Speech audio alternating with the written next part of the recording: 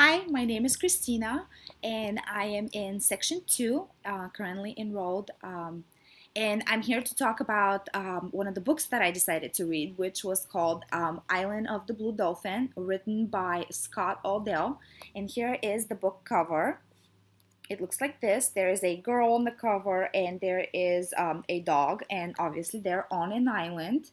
And the title actually is a little misleading because when I first saw it, I was like, oh, there's going to be dolphins on an island. Well, not really. There were dolphins, but they were just swimming in the ocean. It has nothing to do with the island itself.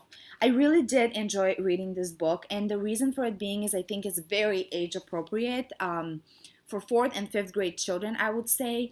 The content is just amazing. It keeps your interest.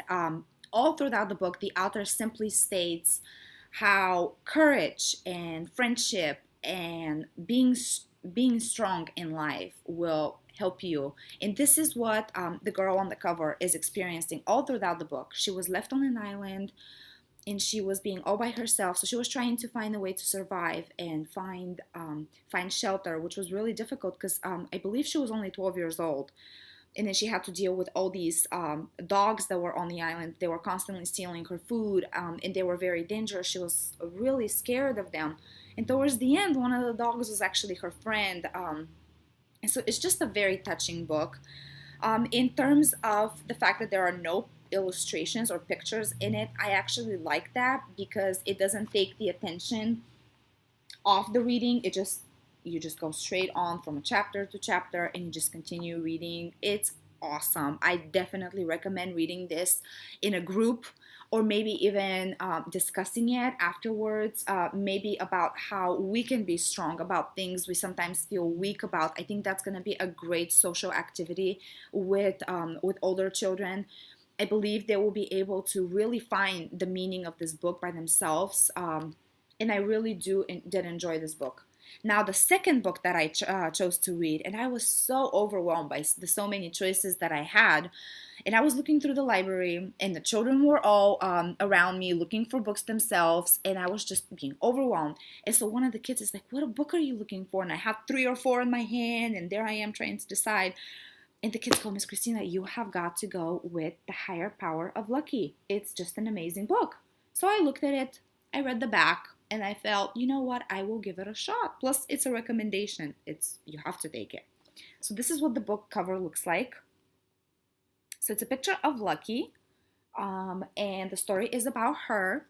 In this book, the author of the book is Susan Petron, and there are some illustrations in it by Matt Fallon. I hope I'm saying that right.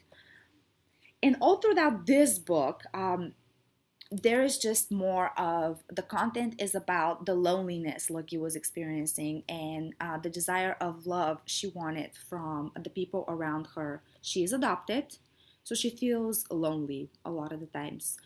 She tries to express her feelings a lot, and all she just wants to do is just being cared for by somebody else. I did think this book was harder to follow, and I think it was because there were much more characters in it than The Island of the Blue Dolphin. And also the illustrations I found a little bit not necessarily misleading. It's just that they would, again, like I said, in the Blue Dolphin, they don't take the attention off the book, but this one kind of did, because as I was reading, I just kept staring at the picture, because you can see it's all the way on the bottom of the page. And so when you're reading, you're like, oh, I gotta look at the picture. So it just took the attention off, and I found myself rereading some parts because I actually ended up missing some of them. I did really think the book is amazing, but overall, I would recommend The Island of the Blue Dolphin over The Higher Power of Lucky. And I do know they're completely different content and they're completely different. Just overall, for children's benefit, I would definitely suggest this book. I feel that there's much greater discussion going to be going on in here than The Higher Power of Lucky. More of an activity here would be nice, and then a discussion would come in here. And those are my comments about the two books that I enjoyed reading. I can't stop reading the rest of the books that are on the list. I've started two new ones ever since my assignment, and I'm just surprised on how children's book can be so interesting and have such meaningful content behind them. I truly enjoyed both books. I highly recommend them for a classroom discussion, and they're just awesome.